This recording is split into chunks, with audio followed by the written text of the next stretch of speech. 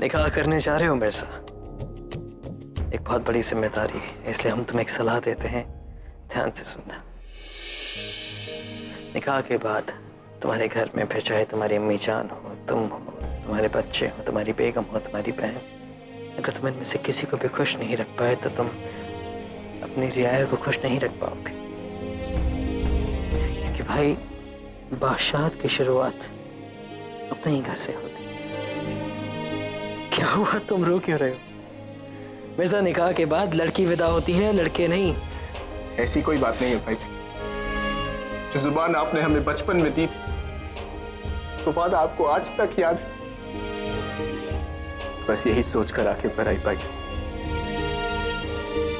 जानते हैं कैसे आप हमें शमशीर चलाना सिखाते थे, और हम ऐसे नहीं मिर्जा, इसे तिरछे करके पकड़ो, एक पाँव पीछे, यूं समझो ये शमशीर तुम्हारे जिस्म का हिस्सा है। मगर भाईजान अभी हमें जंग पर नहीं जाना। लेकिन एक दिन तो जाना ही होगा ना, इसीलिए आज हम तुम्हें तलवारबाजी सिखा रहे हैं, और हम चाहते हैं कि उस दिन पूरी यकीन और फलकार के साथ तुम्हें तैयार करें। और उससे भी ज्यादा खुशी हमें तब होगी जब तुम्हें निकाह के लिए तैयार करेंगे।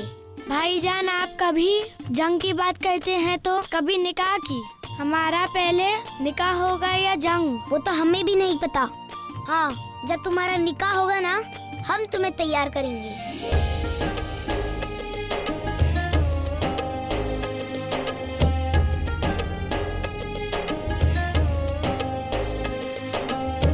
हमें वो वादा बखूबी याद है, इसलिए तुम्हारे निकाह के मौके पर हम खुद तुम्हें तैयार करने चले आए। और हम तुमसे एक और बात कहना चाहते हैं। आगरा से कुछ ही दूर एक रियासत के हुक्मरान का ओहदा खाली है। तुम्हारे निकाह के मौके पर तुम्हारे तोहफे के रूप में हम तुम्हें ऐसे देना चाहते हैं। हम चाहते हैं कि तुम उसकी भागदौड़ संभालो। आपके निकाह के लिए चलें? आओ।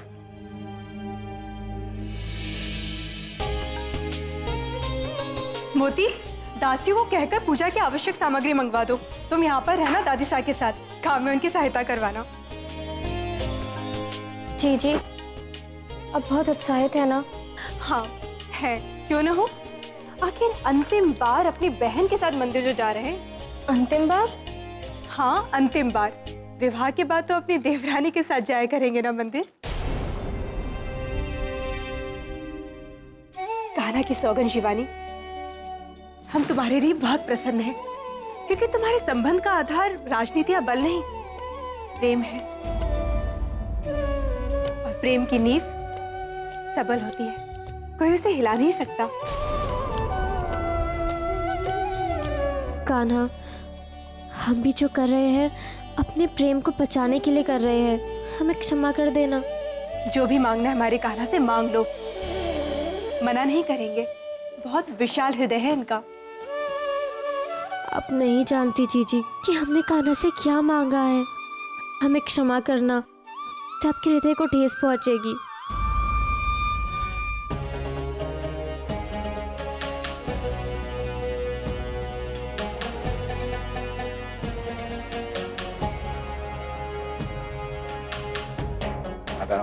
प्रणाम। कल तुमने अपनी भाभी जान को देखा था मिर्जा? कितना अलग अलग दिखती है ना। कल बिल्कुल खालिश मुगल लग रही थी और आज फिर से राजवंशी। आप कुछ भी कहिए भाईजान, लेकिन दोनों ही लिबासों में हमारी भाभी जान की शान कुछ और ही है, एकदम बेजोड़। बेजोड़ तो आज आप लग रहे हैं देवर जी, सच में बहुत अच्छे सजे सवरे हैं। और आपके मुकुट पर जड़ा ये हीरा आपकी शोभा और अधिक बढ़ा रहा है। दरअसल आज हमें खुद भाईजान ने तैयार किया है।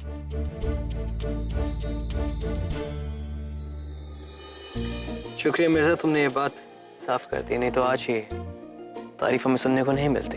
क्यों नहीं मिलती?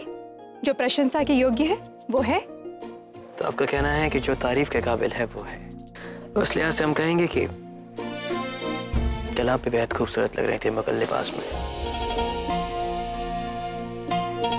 खैर, जब आपको न्योता दिया जाएगा तो आप शिवानी को लेकर निकाह के लिए पहुंच जाइएगा। विवाह में अभी कुछ समय है। शिवानी ने मन्नत मांगी थी कि विवाह से पहले वो अम्बे माँ की पूजा करना चाहती है, उनके दर्शन करना चाहती है। यदि आपकी अनुमति हो तो क्या हम शिवानी को मंदिर ले जाएं? मन्नत इनकी है, हमें कोई एतराज नहीं, आप जा सकती हैं। धन्यवाद। और देवर जी, आप थोड़ी देर और प्रतीक्षा कीजिए, बस कुछ ही समय की बात है। इसके बाद तो शिवानी को जहाँ भी जाना होगा आपको ही लेकर जाना होगा।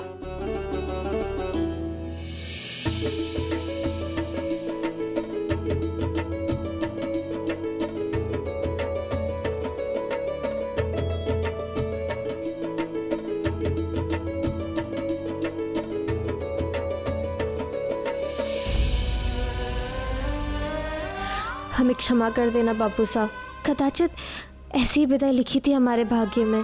हम तेजवन के साथ भाग गए, ये जानकर आप सबको ठेस तो लगेगी, परंतु हमें विश्वास है कि आप लोगों को हमारा और तेजवन का साथ भाएगा नहीं, और हम तेजवन के बिना जीवित नहीं रह पाएंगे।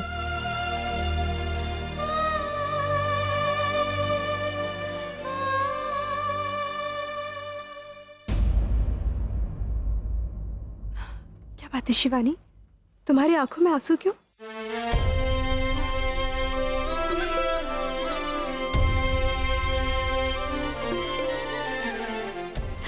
अरे पद्मी, अभी क्यों रो रही है? अभी विदाई थोड़ी ना हो रही है, विवाह में कुछ समय है। नहीं जीजी, वो बस विदाई का सोचकर आंखें भर आई।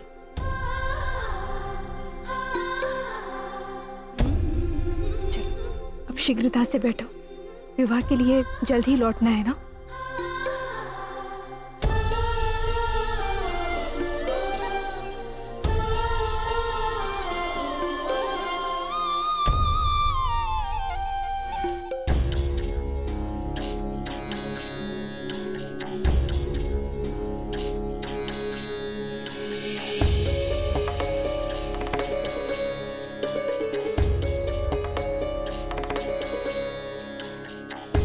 चलो शिवानी।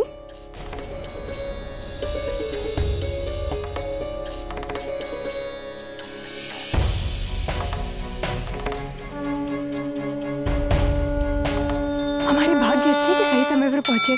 देखो अभी घड़ियाल की आवाज सुनाई दी, आरती प्रारंभ होने वाली है। तुम्हारे नए जीवन के प्रारंभ पर माँ का शुभाशीष मिलने वाला है। चलो।